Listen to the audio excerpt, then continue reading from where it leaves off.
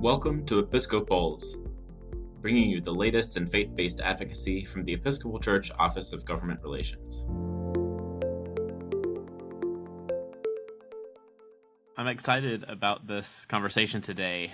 You'll hear us repeat throughout this election cycle sort of two underlying themes to our election engagement. First, that there's a healthy way to conduct faith-informed civic engagement, and we certainly hope Episcopalians across the U.S. may model such healthy engagement for their communities. And second, while we want to empower Episcopalians themselves to cast their vote this fall, we also want the Church to turn outward and explore ways that we can serve our communities by helping to facilitate our national election. So that's what brings us to our guest speaker today. Antoinette is the parish administrator at St. John's Episcopal Church in Memphis, Tennessee, a parish that has served and will serve again as a polling site. So Antoinette, welcome to Episcopals. It's great to have you on the show. Thank you for having me. I appreciate it. Yeah, looking forward to it. I'm wondering if you could just briefly introduce yourself to our audience. Antoinette Cheney, parish administrator of St. John's Episcopal Church. Started here in 2020, right before COVID, and then it shut down. New at the job, but glad I was a lifelong Episcopalian because I could figure things out without actually being here. Yeah. I think that's about it. Yeah. Okay. Very cool. Well, to help sort of set the scene for folks, our audience is primarily the Episcopal Church, but I know we have listeners from other denominations as well. Could you just tell us a bit about the community at St. John's? Actually, this year, we are celebrating our 75th anniversary of being in this location. We've been Awesome. in Memphis longer than that, but in our current location at Central and Greer, that's one of our taglines. It is a multi-generational church, meaning families that are represented. Many generations of one family will go here, and then siblings, and then their children, etc. We are bucking the trend in that we are growing right now, young families and young children. I think that really sort of defines who we are, being part of this area of Memphis. And we get people from all walks. Yeah. Well, wonderful. Congratulations on that, celebrating that anniversary. Yes. Yeah. So, mentioned, we're here to discuss St. John's as a polling site. So, even maybe before we get into specifics at a very basic level, could you even just describe what a polling site is? A polling site is essentially a precinct, your voting precinct. So it is where you are assigned to vote based upon your address. And where we are located, as I said earlier, we're sort of central. We're considered East Memphis, but we're really probably a little bit closer to downtown than we are far out east. As you go away from the Mississippi River, we have the surrounding neighborhood is from starter homes to multi-million-dollar homes to Orange Mound, which one of the poorest areas in Memphis. So, but as I said, it's essentially where you vote. We do not do early voting here. It is just on election day that we're open. Yeah. Yeah, well, it's neat to, I'm excited about, hearing more from you on this process. I remember growing up in North Carolina, my parents taking me to a synagogue that served as the polling site, the precinct for where we were. So how did St. John's begin exploring this? How did this come about? How we got involved is the head of the Shelby County Election Commission. I don't know if he had a connection here or what, or if he was driving by and said, oh, that's a big building and that's a church, because they were trying to get out of schools, not being in schools. So he came, and we have next to our church what's called the Parish Life Center, which is open to the community. You can work out there. There's a gym. Recovery groups work there.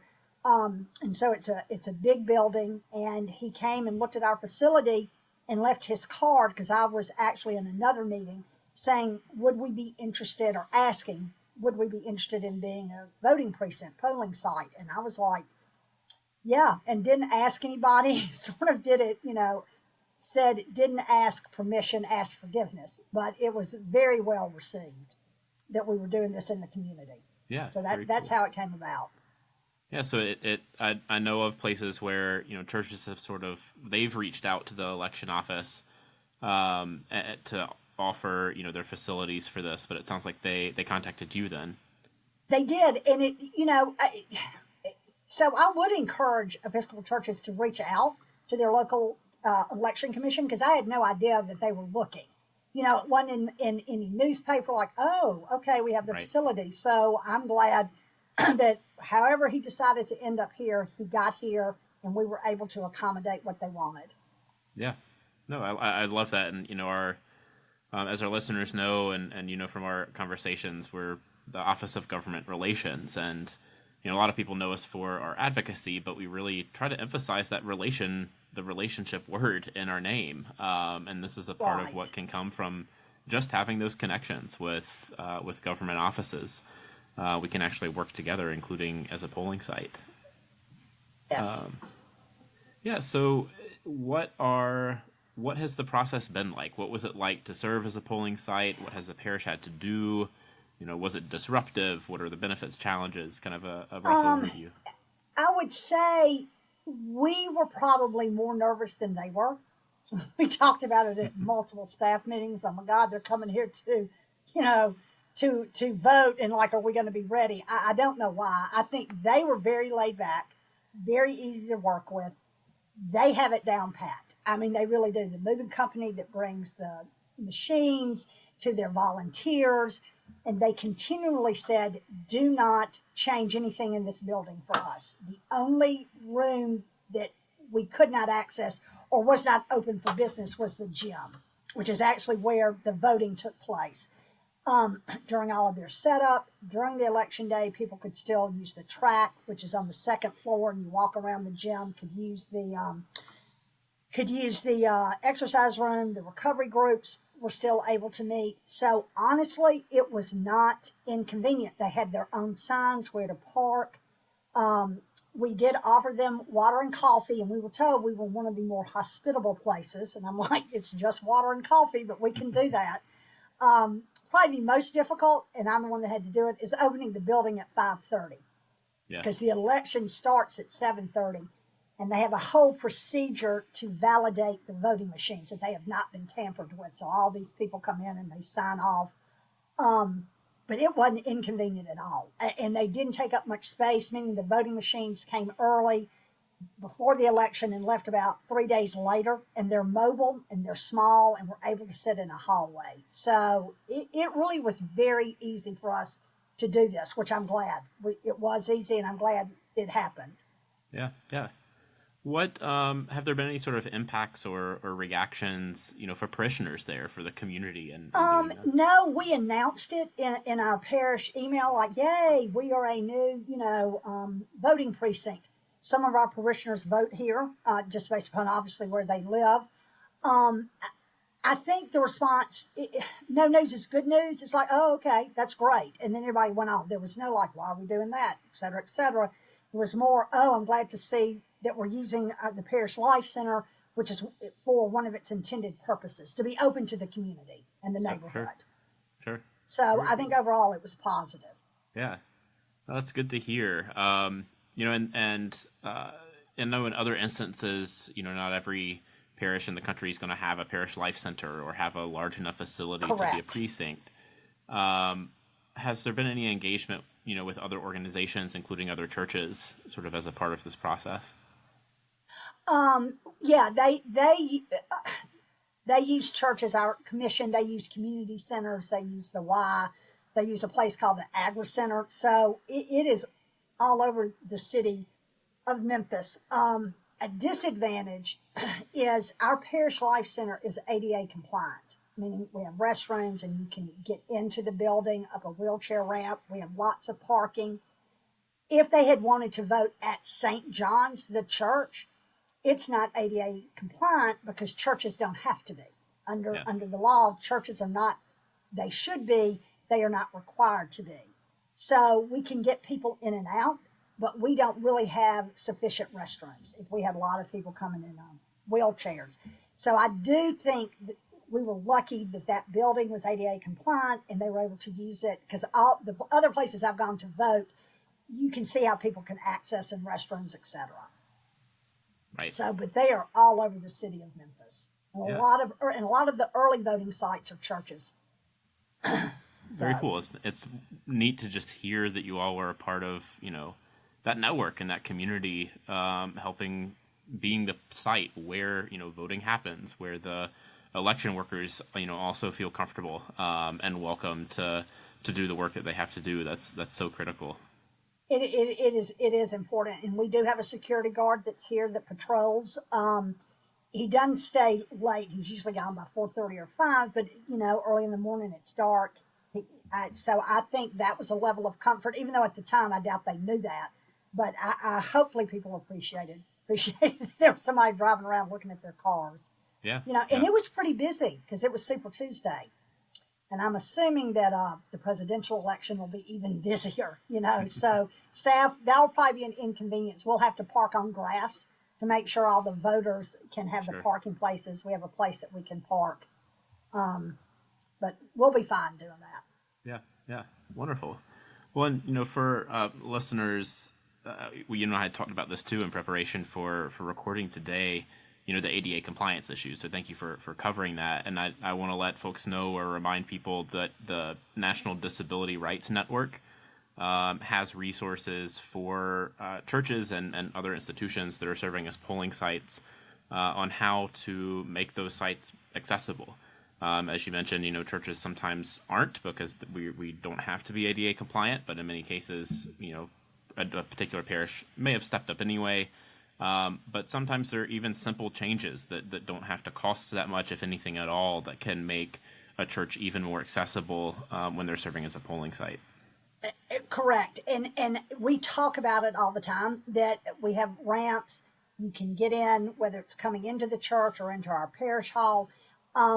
For us, it's probably there's probably no real bathroom for a wheelchair. And we talk about when we do renovations, which probably, we're talking about having some renovations, that we will have to have at least one space where there's a, bathroom that is handicapped, accessible for wheelchair. Now, we have handicapped bathrooms where there are rails, but you still cannot get a wheelchair in there. Sure.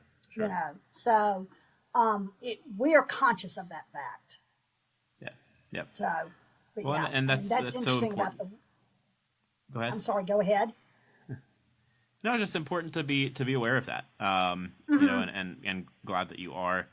And I want folks to know that if there are those concerns, you're wanting to serve as a polling site, and you may not have that accessibility, that again the National Disability Rights Network, which we can put you in touch with. We'll have the link in the show notes. They can assist with some accommodations for that, and even share stories of collaborations with even local businesses that may be able to supply, necessary materials to build a ramp and that sort of thing. So, yeah. Well, so you did earlier recommend, that if churches can do this, that they should do so. But they should. Yeah, good. It is easy. That's good to hear, and I'm so glad you've had a positive experience with this. What is there anything else that you'd like folks to hear and know as they might be considering? Well, I'll say this.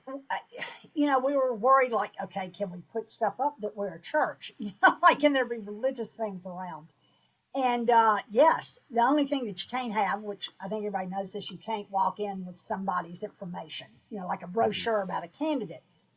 But we did this whole welcome board, welcome to St. John's, had pictures of different activities, had our calendar, emphasizing like all our recovery meetings, for people walking in. I think it's a great way to sort of promote yourself in a healthy way in your community, that you're doing something for the community, we're open for the community, and please come, whether it's to church or you're in need and you need a recovery group, or you just want to get healthy and go into one of our workout rooms.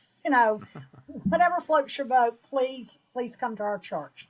So we tried to make it inviting and welcoming. Wonderful. Well, I'm so glad that it's been a mutually beneficial endeavor, and really grateful for the work of St. John's and facilitating the elections there in Memphis. Oh yeah, we enjoyed it. We were I'll be honest, we were all excited. Ooh, staff meetings. It was a perk, or made us perky, I guess I should say. Yeah. Yeah. Well, great. Well, thank you again, for your time today, and for folks listening, please, check out resources that we have across our website. We'll continue to promote on social media, different opportunities to engage, including some tips on how to establish these relationships with local election offices and pursue becoming a polling site or assisting, existing polling sites that may need some type of assistance.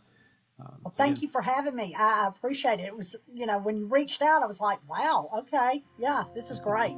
I appreciate it. We all appreciate it. Yes. Awesome. Thanks, Antoinette. The Office of Government Relations aims to represent the policy priorities of the Episcopal Church to the U.S. government in Washington, D.C., and to influence policy and legislation on critical issues, all while highlighting voices and experiences of Episcopalians and Anglicans globally. The office facilitates the Episcopal Public Policy Network, a grassroots network of Episcopalians engaged in the ministry of public policy advocacy.